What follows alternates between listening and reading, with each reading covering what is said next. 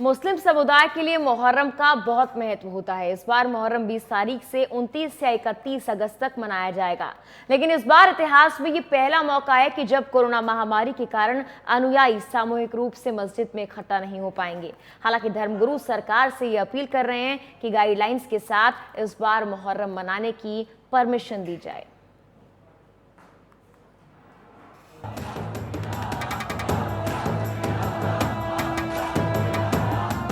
मुहर्रम को शिया मुस्लिम समुदाय के लोग गम के रूप में मनाते हैं। इस दिन इमाम हुसैन और उनके अनुयायियों की शहादत को याद किया जाता है।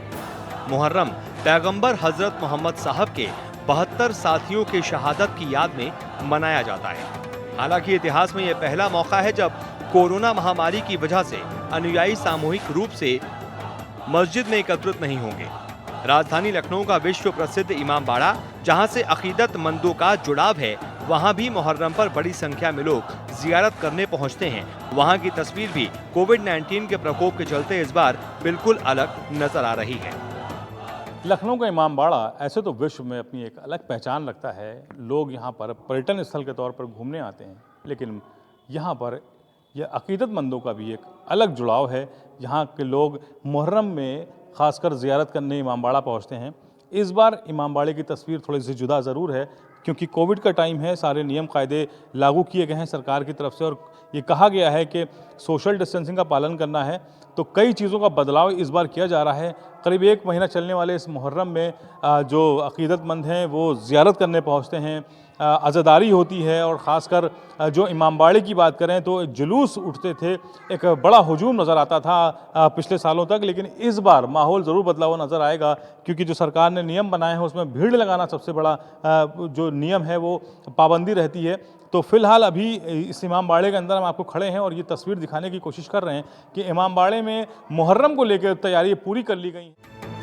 कोरोना के बढ़ते संक्रमण ने जहां कई धार्मिक आयोजनों पर ब्रेक लगा दिया है, वहीं दूसरी ओर मुहर्रम को लेकर प्रशासन की तैयारियां तो जोरों पर हैं, लेकिन असमंजस इस बात को लेकर है कि आखिर मुहर्रम कैसे मनाया जाए। 20 अगस्त से शुरू होने वाले मुहर्रम को लेकर सरकारी गाइडलाइन में ताजियादारी और आजादारी पर रोक लगाई गई है। हालांकि शिया समुदाय का ये कहना है कि इसके बिना मुहर्रम पूरा हो ही नहीं सकता।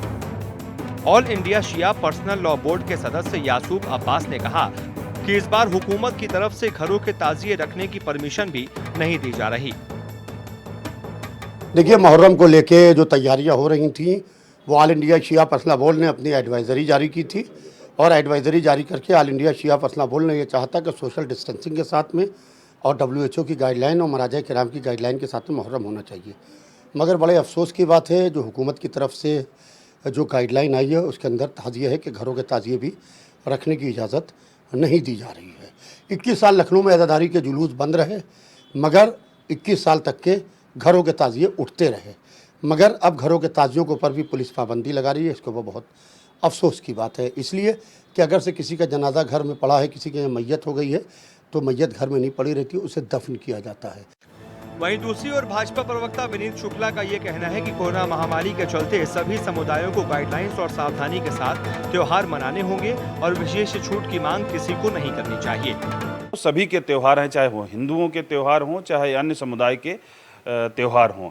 अभी कृष्ण जन्माष्टमी हो या रामलला का भूमि पूजन का था, ऐसी कोरोना जैसी महामारी चल रही है, इसलिए सबको सावधानी बरतनी है और उसको देखते हुए जो भी सरकार की गाइडलाइन है उसके अनुसार ही नियम पालन करते हुए त्यौहार मनाने होंगे और हमें लगता है ऐसा सभी को करना चाहिए। इसमें विशेष कोई छूट की बात नहीं करनी चाहिए। जहां इमाम बाड़े की दीवारें जायरीनों के इंतजार में है, वहीं कई उलेमा और मुस्लिम समुदाय के लोग सरकार से ये अपील कर रहे हैं कि उन्हें गाइडलाइंस के साथ मुहर्रम मनाने की इजाजत दी जाए। अब ऐसे में धर्मगुरु मुख्यमंत्री योगी आदित्यनाथ से लेकर केंद्रीय मंत्री मुख्तार अब्बास नकवी, राजनाथ सिंह और शाहनवाज हुसैन से भी मुलाकात कर हल निकालने के लिए अपील कर रहे हैं। बिस्मिल्लाहिर्रहमानिर्रहीम। देखिए, ऐसा है कि इस वक्त जो मुहर्रम है और उसमें जो कोविड-19 जिस तरीके से चल रहा है और पूरी दुनिया को ये कोरोना जकड़े हुए है, तकरीबन 250 मुल्कों में फैला हुआ है।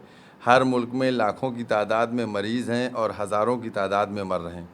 इस मरज़ से तो इनकार नहीं किया जा सकता है। इधर 6-7 महीने में जब से कोरोना आया है, सारी चीज़ें थोड़ी बदल गई हैं। और उसी को देखते हुए हमने भी शब बारात का त्यौहार घर में मनाया, रमज़ान घर के अंदर हुआ, ईद की नमाज़ें घर के अंदर हुई, बकरीद की नमाज़ें घर के अंदर हुई, गदीर की महफ़िल सब घर में। लेकिन जहाँ तक मुहर्रम की बात है, ये मुहर्रम वो गम का महीना है कि जिसके अंदर फ़कत एक शिया समुदाय की आस्था नहीं जुड़ी है, बल्कि इसमें हर मज़हब का, ख़ुद हमारे सूबे के उप मुख्यमंत्री उनके क्या भी ताज़ियेदारी होती है और रखा जाता है ताज़िया वगैरह और बड़ी अक़ीदत रखते हैं। तो हर समाज का इमाम हुसैन इंसान जो है इमाम हुसैन से वाबस्ता है और वो अक़ीदत के साथ अज़ादारी करता है। हम ये बात का हमको खुद मालूम है, हम नहीं मिल रहे हैं, हम भीड़ भाड़ के प्रोग्रामों में नहीं जा रहे हैं, हम किसी से हाथ नहीं मिला रहे हैं, हम कहीं भी जा रहे हैं अगर तो इस बात का ख्याल रखे हुए कि सोशल डिस्टेंसिंग मेंटेन रहे। तो हमारा अगर इमाम बाड़ा है जिसमें सोशल डिस्टेंसिंग के साथ 50 आदमी बैठ सकते हैं, 60 आदमी बैठ सकते हैं, तो इसको हमको परमिशन दी जाए। लखनऊ की एक पहचान कहलाता है इमाम बाड़ा, उसको देखने आते थे, लेकिन इस बार न तो पर्यटन स्थल के तौर पर और ना ही ज़ायरीनों के तौर पर यहाँ पर लोगों की आवाजाही नज़र आ रही है। फ़िलहाल इस बार का मुहर्रम कई जद्दोजहद में है। बड़े उलेमा जो सरकार में बैठे लोग हैं उनसे गुजारिश कर रहे हैं कि उनको छूट दी जाए ताकि वो घरों में मजलिसें कर सकें और इमाम बाड़े की जो ज़ियारत करने वाले लोग हैं उनको आने की छूट दी जा सके। फ़िलहाल अभी मामला सरकार के पाले में है और सरकार का कहना है कि कोरोना के जो भी नियम बाकी त्योहारों पर माने गए वही नियम मुहर्रम में भी लागू रहेंगे। कैमरा पर्सन सुमित के साथ तौखिर किदवई, नेशनल वॉइस, लखनऊ।